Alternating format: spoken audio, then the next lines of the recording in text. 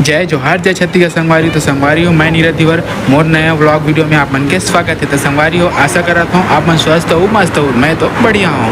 तो संगवारी हो आज हम जाते हैं मोर मामा के घर तामा सिवनी में, जी हाँ हुआ थे छठी के कार्यक्रम। तो संगवारी हो आप मतलब बताना चाहता हूँ ये तामा सिवनी हमारे गाँव मरौद ले लगभग 40 किलोमीटर की दूरी में स्थित है।